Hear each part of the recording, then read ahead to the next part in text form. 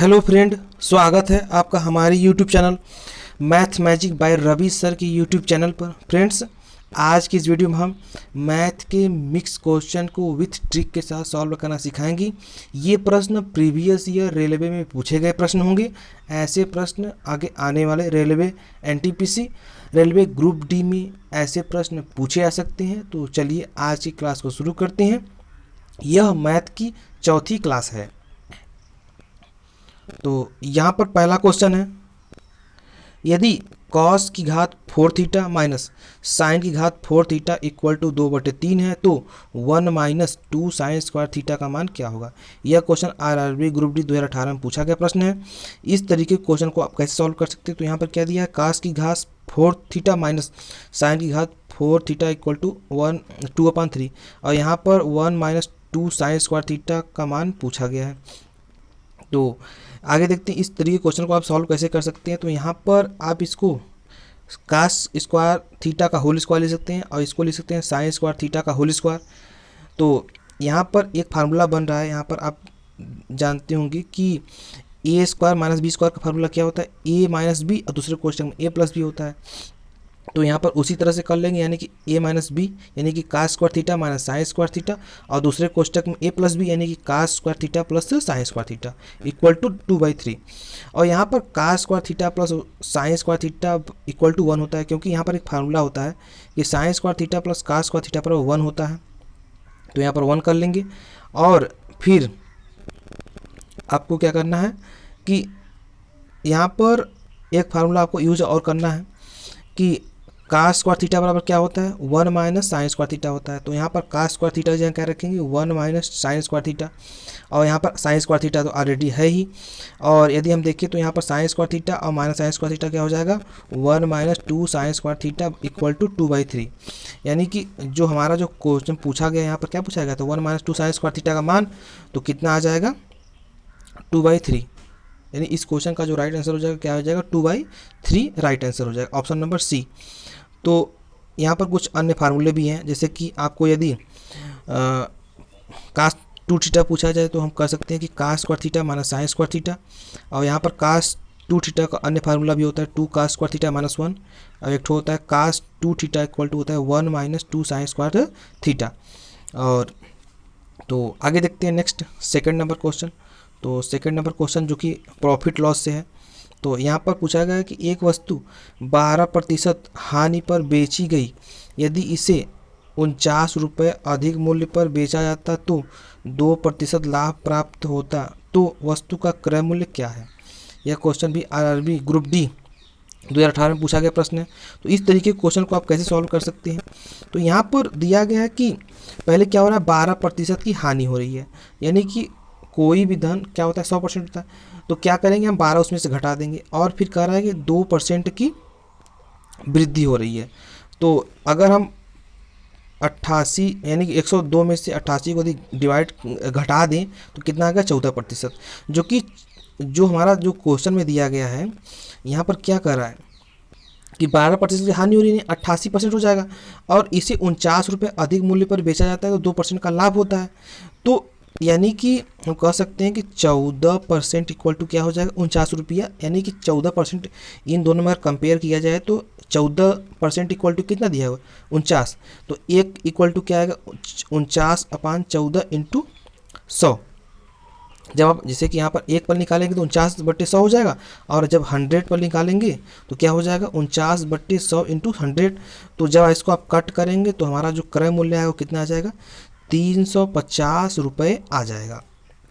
इस क्वेश्चन को आप डायरेक्ट भी लगा सकते हैं। कैसे, यदि आपको जैसे यहाँ पर जो 12% दिया है और 2%, इन दोनों को जोड़कर इसके इक्वल कर देंगे, यानी 49 के इक्वल कर देंगे तब भी हो जाएगा। जैसे कि यहाँ पर अगर हम बात करें तो यहाँ पर यदि लाभ दिया हो तो हम दोनों परसेंटेज जो दिया रहे उसको आपस में घटा लेंगे। यदि हानि है तो तब भी परसेंटेज, यानी कि जब सेम रहेगा तो घटाना है, और लाभ हानि है तो जोड़ लेंगे, हानि लाभ है तब भी इसको आपको जोड़ना है। तो इस क्वेश्चन का जो राइट आंसर है वो कितना आ गया, हमारा 350 रुपये हो जाएगा। तो आई होप कि सेकंड नंबर क्वेश्चन आपको अच्छे से समझ में आया होगा कि कैसे इस क्वेश्चन को आप सॉल्व कर सकते हैं। तो आगे देखते हैं नेक्स्ट थर्ड नंबर क्वेश्चन, तो यहाँ पर पूछा गया 0.8 इंटू एक्स इक्वल टू क्या है 0.0004। तो एक्स का मान पूछा गया है। यह क्वेश्चन ग्रुप डी 2018 में पूछा गया था। तो इस तरीके के क्वेश्चन लगाने के लिए हम क्या करेंगे, हमें एक्स का वैल्यू पुट निकालना है, तो हम क्या करेंगे 0.0004 अपान क्या करेंगे 0.8 कर देंगे। यदि हमें दशमलव को हटाना है तो हम क्या करेंगे, अंश और हर में 10,000 का मल्टीप्लाई कर देंगे। तो 10,000 का मल्टीप्लाई कर देंगे तो क्या आ जाएगा, यानी कि 4 अपान क्या हो जाएगा 8,000। यदि हम 4 में 8,000 का डिवाइड करेंगे, यानी कि पहले क्या करेंगे 4 से 8 को काट देंगे तो क्या आ जाएगा 1/2, यानी कि 1/2000 आ जाएगा। यदि हम 1 में 2000 का जब डिवाइड करेंगे तो कितना आएगा 0.000 यानी कि 5। तो इस क्वेश्चन का जो राइट आंसर हो जाएगा वो ऑप्शन नंबर ए सही हो जाएगा, यानी कि 0.0005 आंसर हो जाएगा। तो आगे देखते हैं नेक्स्ट फोर्थ नंबर क्वेश्चन। तो फोर्थ नंबर क्वेश्चन यहाँ पर है, एक धनराशि 5 वर्ष में तिगुनी हो जाती है, वह कितने वर्षों में 5 गुनी हो जाएगी। तो इसको आप दो तरीके से हम बता रहे हैं, आप इसको आप फार्मूला ट्रिक से भी लगा सकते हैं और शॉर्ट ट्रिक से भी लगा सकते हैं। तो फार्मूला क्या है यहाँ पर, T1/T2 इक्वल टू n-1/n2-1, यानी कि T1 कितना दिया है 5 वर्ष में कितना गुना हो रहा है 3 गुनी। T2 पूछा गया, यानी पूछ रहा कि फिर कितने वर्षों में 5 गुनी हो जाएगी। तो यहाँ पर T1 का मान 5 रखेंगे, T2 का मान पूछा गया है और n1 का मान 3 है, n2 का मान 5 है। जब इसको पुट करके सॉल्व करते हैं तो हमारा जो T2 का मान आएगा वो कितना आ जाएगा 10 वर्ष आ जाएगा, यानी कि जो हमारा समय आएगा 10 वर्ष। अब यदि आप इसको ट्रिक से सॉल्व करना शॉर्ट ट्रिक से सॉल्व करना चाहते हैं बिना फार्मूले की, तो यदि कोई धन अपने आप का हमेशा क्या होता है 100%, तो पहले धन कितना था 100, बाद में कितना हो जा रहा है 300, तो कितने वर्षों में 5 वर्ष में। इन दोनों का डिफरेंस करेंगे, यानी 100 और 300 का डिफरेंस कितना आएगा 200। यदि 200 में हम 5 का डिवाइड करें तो कितना आएगा 40, यानी कि पहले हम निकालेंगे आ गया 40%, 40% आ गया। उसके बाद फिर क्या कह रहा है कि कितने वर्षों में 5 गुनी हो जाएगी, यानी पहले 100 था तो फिर कितना हो जाएगा 500। यदि 500 में से 100 घटा देंगे कितना है 400, 400 में इसी 40 का डिवाइड कर देंगे तो हमारा जो आ जाएगा 10, यानी कि 10 वर्षों में वह धन क्या हो जाएगा 5 गुनी हो जाएगी। तो आई होप कि आपको अच्छे समझ में आएगा कि इसको कैसे आप सॉल्व कर सकते हैं। तो इस क्वेश्चन का जो राइट आंसर है वो ऑप्शन नंबर बी, यानी कि 10 वर्ष हो जाएगी। कोई धनराशि 5 वर्ष में 3 गुनी, तो वह 10 वर्षों में 5 गुनी हो जाएगी। तो आगे देखते हैं नेक्स्ट 5 नंबर क्वेश्चन। तो 5 नंबर क्वेश्चन यहाँ पर है, किसी वस्तु को 96 रुपये में बेचा गया, यदि क्रय मूल्य का संख्यात्मक मान लाभ के संख्यात्मक मान के बराबर हो तो क्रय मूल्य बताइए।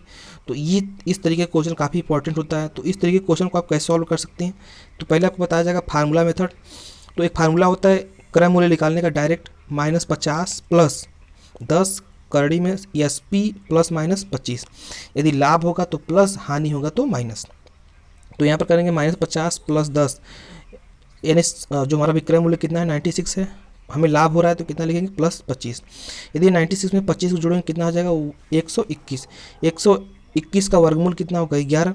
यदि हम 10 में 11 का मल्टीप्लाई करें 110, यानी कि 110 में से यदि हम 50 को घटा दें कितना आएगा हमारा क्रय मूल्य, यानी कि 60 रुपये हमारा क्रय मूल्य आ जाएगा। यदि हम बात करें इसको शॉर्ट ट्रिक से कैसे सॉल्व कर सकते हैं, तो शॉर्ट ट्रिक से सॉल्व करने के लिए हम 96 का 2 खंड करेंगे। ऐसा खंड करेंगे जिसका अंतर 10 आना चाहिए, यानी कि हम 16 छकी 96, यदि 96 होगा। यदि हम 16 और 10 का डिफरेंस करें तो कितना आ रहा है 10 आ रहा है। ऐसा हमें जो भी अंक दिया रहेगा उसका हमें इस तरीके से खंड करना है कि उसका अंतर 10 आना चाहिए।